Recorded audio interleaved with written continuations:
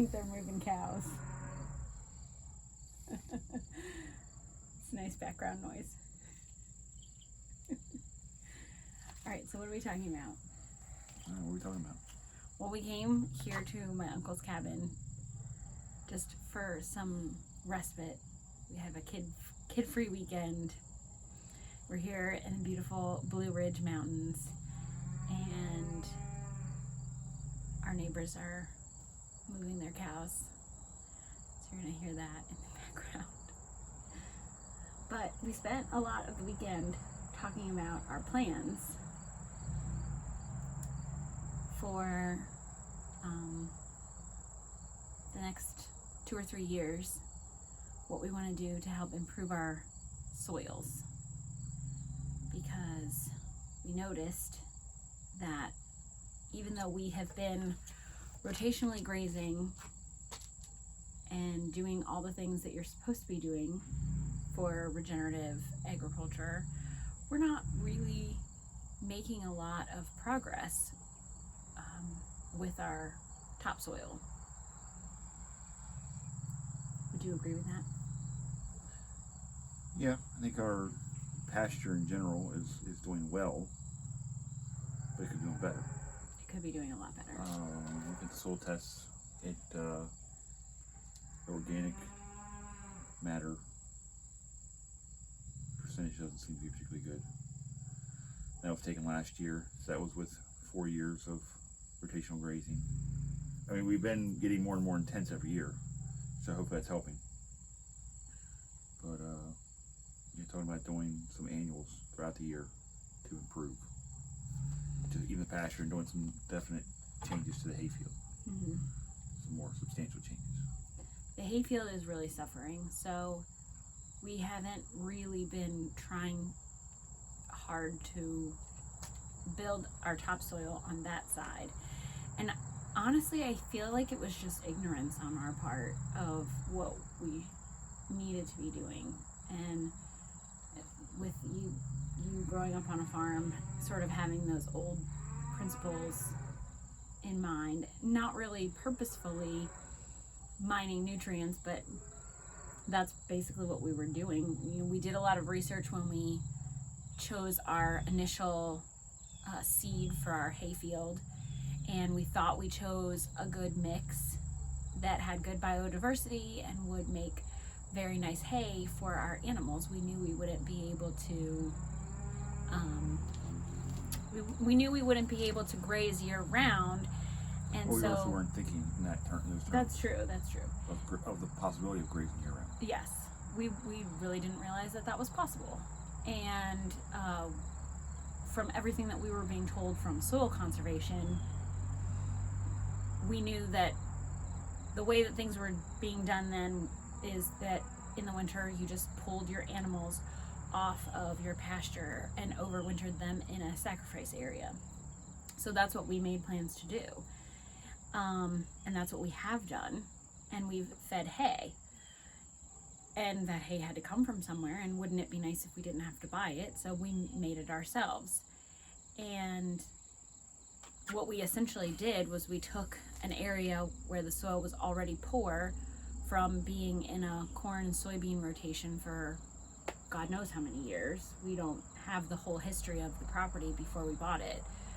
But when we bought it, it was in a corn and soybean rotation. No cover crops. With no cover crops. And we're not sure if it was till or no-till. No-till? Okay. And it was in a no-till, but no cover crops. And so we knew that planting grass would help preserve the soils and keep what nutrients were there. And with kind of our old mindset, we just thought we would apply the nutrients that it was lacking, and that was that, and that's all we needed to do. And we're slowly realizing that that's not even close to enough. And the field shows it. That side of our land is yellow, whereas the pasture where we've had animals and no disturbance and we're not mining nutrients, it's greener. Now we think we think that the soils on the pasture side were just a little bit better. Yeah, starting out. the guy that was doing the soybean corn rotation, he had mentioned that the yields were far lower on where we have our hayfield now. So, I mean, it started out bad. Maybe, you know, in hindsight, we probably should have started grazing that side first to try to improve that more. But it logistically didn't make a whole lot of sense at the time, trying to minimize the amount of fence we were putting up and all. So, you know, hindsight, I think we redid it. We would have fenced that side in and grazed that to start. We're getting to the point now where we have the animals to where I think, you know, we're maximizing our 14-acre pasture. We're getting a bit of a parasite load, especially for the sheep. Yes. So it makes even more sense now to get the other side fenced in and start grazing it. Whether we, I mean, ideally I'd like to have a perimeter fence around it, but we have over the last 2 winters ran them across quickly with just electric nets, and we could do that. Just a little more peace of mind, I think, to have a perimeter fence around it. But you know, I think the plan for next year will be to graze that pretty heavy. Broadcast out some clover this winter, and then start grazing that and see what happens. We've already started doing some tests out there. We did about an 1.5 acres of canola. We're going to see how that helps improve things on that section. And then I think after we're done grazing this winter, we're going to try and roll some hay out on some other sections and see how that does.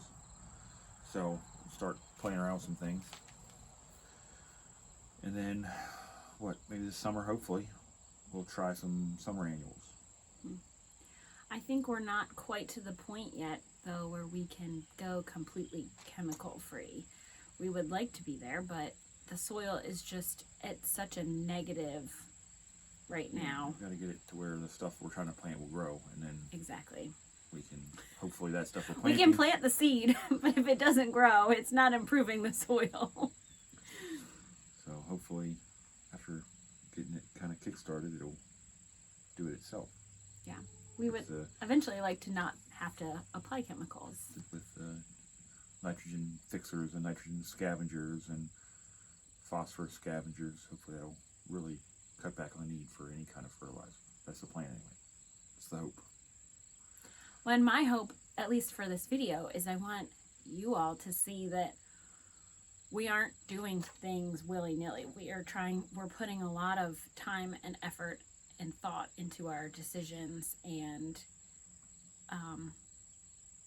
you know, I think it's a lot easier to take land like what's behind us. It's just been in grass for ages and ages and ages, and even maybe before that it was trees, but it was never farmed.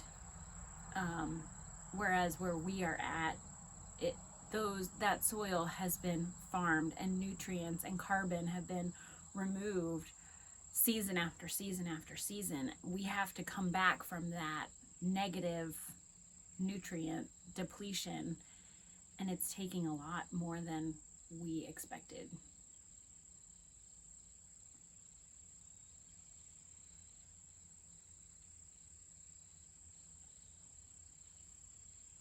Did you want to talk about what annuals we were thinking about? Yeah. The fall planting, kind of, I guess, overwintering annuals. We have a test plot of just under 2 acres that we did this year.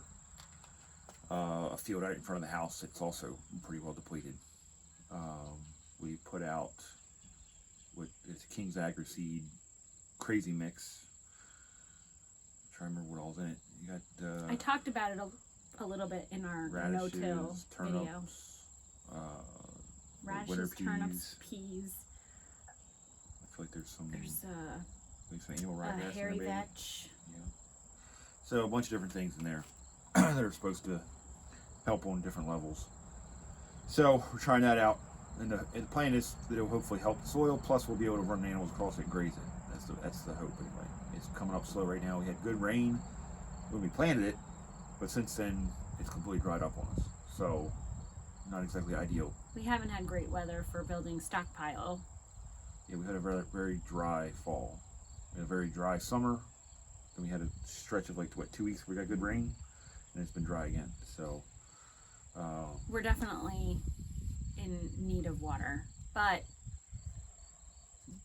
we do have some stockpile on our hay side.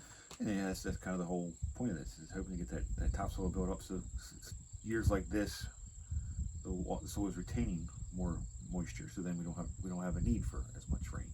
That's your insurance policy. That's kind of the end game. We're not there yet, so our soil's not retaining much water, so no rain is not good. Well, and we're playing the long game. This is not something that is, if you want short-term gains, you need chemicals. But if you want long-term gains, then you have to try and wean yourself off of those chemicals and build up your topsoil. And it's a little bit painful, I think. And I'm feeling really crunched, because we're sitting here looking at our winter saying, well, we didn't get a lot of hay because we had a really dry summer, and we didn't get as many cuttings of hay as we usually get. We didn't get much quality hay. We got hay. We got a good first cutting.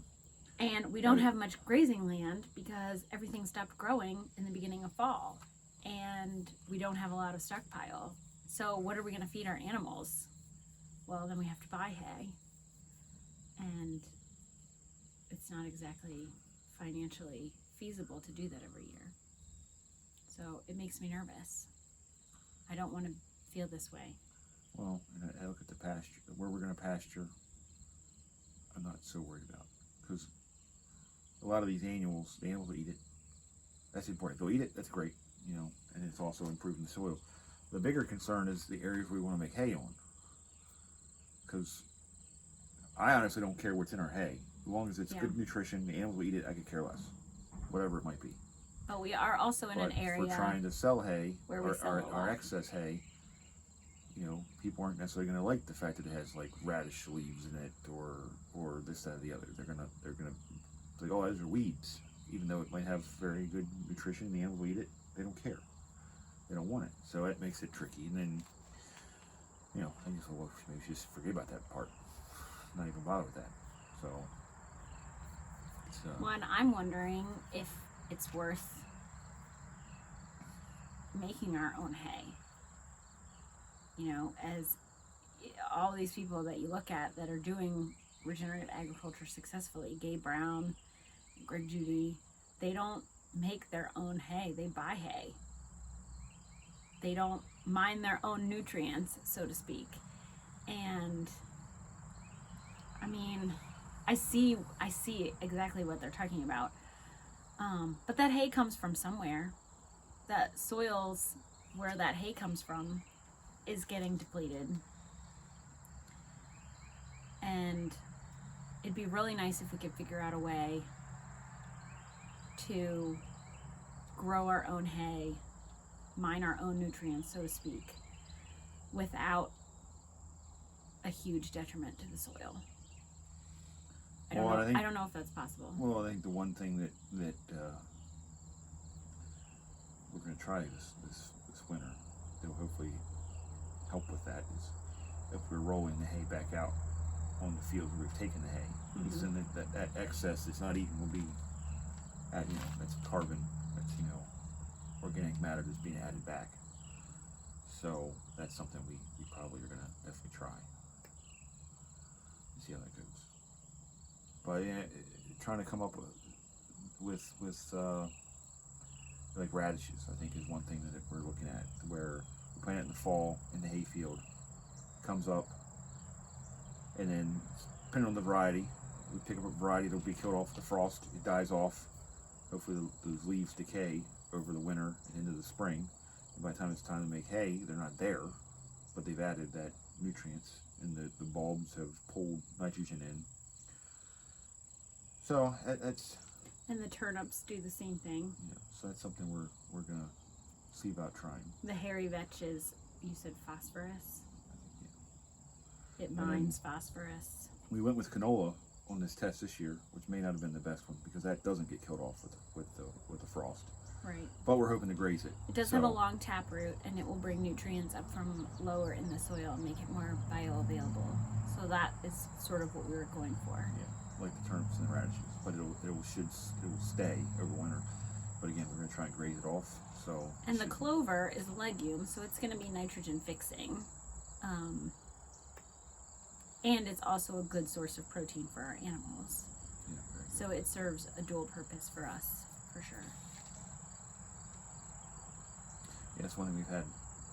Very happy we had clover in our pasture mix. It's in that even the heat of the summer with very little rain, that clover wasn't necessarily growing well, but it was there. Mm-hmm. And then once we got a little bit of rain, it recovered well too. It just took off once we got a little bit of rain.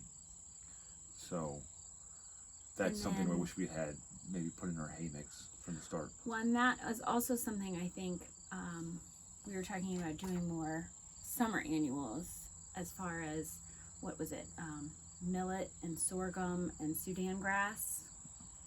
And the idea behind that is they will grow in those really hot and dry months when nothing else will. And they are not,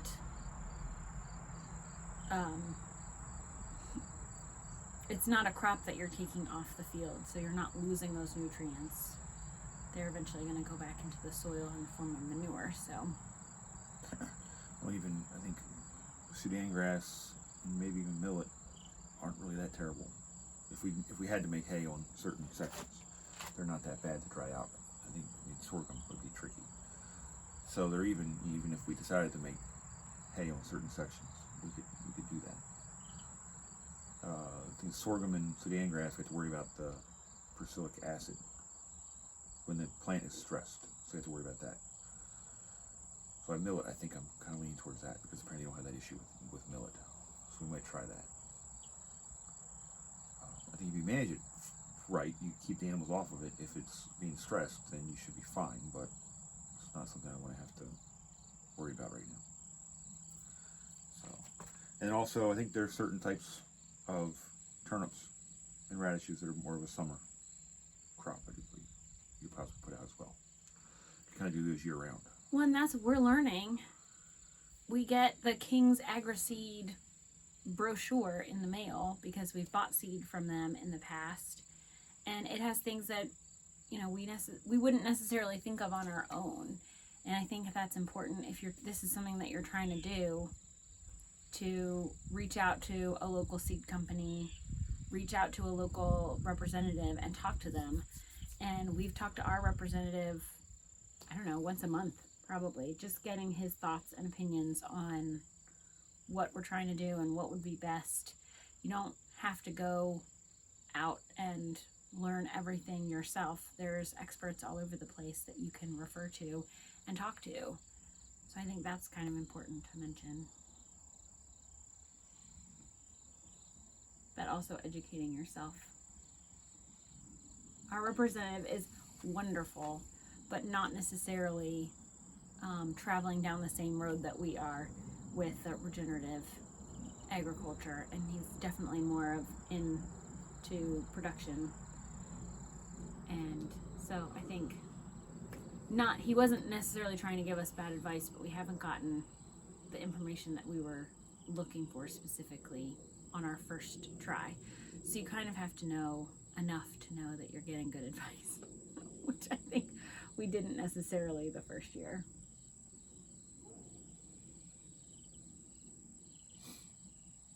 Yeah, I think one key I feel like is not going all out on one thing, because we're kind of testing things out. So we don't want to go put a whole 20-acre field into something and then have it completely go backwards on you. So let's say we did 1.5 acre test of canola. We're going to do probably a couple acres of strip test of putting out rolling hay out, see how well that helps things. So I mean, it's helpful that you watch plenty of other videos of people doing it, and they say it works. So you have people who have experience with it. But does it work in your area? Well, that's though? exactly it. It's your soil, your area. How well is it going to work? And every farm is different. Every farm across America is different. Even, not even all across America, across the world. Whatever strategy that you're looking at might work, just maybe slightly differently. You might do something a little bit different than what's being the person's recommending. So it's something to be a little bit cautious of. Not go all out on something and wind up completely screwing things up. So. When I think Gabe Brown, who's in North Dakota, he has a lot of good strategies for low rain. If you're in an area where you don't get many inches of precipitation, if you don't get a lot of precipitation in your area, he has a lot of good strategies for that. But also, they have a really long winter, and he talks about the plants that he uses so that he can have a living root over the winter. And here in the Mid-Atlantic, we don't really have to worry about that too much, and we get a lot more rain, but it's a lot hotter here, and it's a lot hotter and drier over the summer, and so we need strategies for dealing with that. So I think just figuring out where you're at, where you're starting. We definitely probably should have done a better job of taking into consideration where we were starting at. Yeah, we should have, a lot of these things we're trying right now, we should have been doing first. Mm-hmm. Like a lot of these, like I said, King's Agri-Seed has these crazy mixes, which is a bunch of different stuff that's supposed to, all these different plants do different things to improve your soil and this, that, and the other. We probably should have done that right off the bat. Mm-hmm. Before we even planted our pasture, before we planted our hayfield. We probably should have done that for a year or two, to get things kind of corrected somewhat from the start. But now we're into it. We're full. We have to work backwards. We've got all these animals we got to feed, so we have to be careful not to, completely. Although these crazy mixes, they are grazable. People, it's definitely something you can graze. So it's not like if we put it out there, it'd be lost acreage. That's not the case. But so just probably would have worked out better if we had started that way. Mm-hmm. I feel like we are backtracking a little bit so that we can go forward. Should have paid more attention in soil science and stuff in college. Well, and you're lucky that you had soil science in college. I feel like there's people out here that are trying to do this that don't have that background. So that's even trickier. Knowing where you're starting and doing what's right for your soil and not necessarily just doing what everybody else is doing. Well, yeah, we talked about, I think I'd like to we did soil tests last year. We did soil tests early on. We did soil tests last year. Probably do it every year now. Yeah, every year. We talked about it's a pain and it is an expense. Not too expensive. It's not terribly expensive, and from what you get out of it, it's 100% worth it. Trying to probably set up talked about setting up a water retention test just to kind of get a baseline of where we're at right now, and probably do it every year to see how we improve on the retaining water.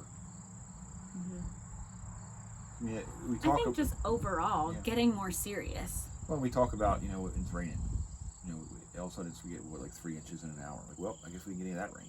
Mm-hmm. It'll just rain off. You can watch it run off down our driveway. And then you get like a nice steady, inch over a whole day. You're like, well, that's much better rain because we probably got a lot more of that. Even still, with a 3 inches in an hour, you're going to lose water. You're not going to get it all, but the idea is to catch more of it. So we have very steep hills, which doesn't help. So that water is, it's not sticking around. It's got to absorb quick, or it's not going to stick around.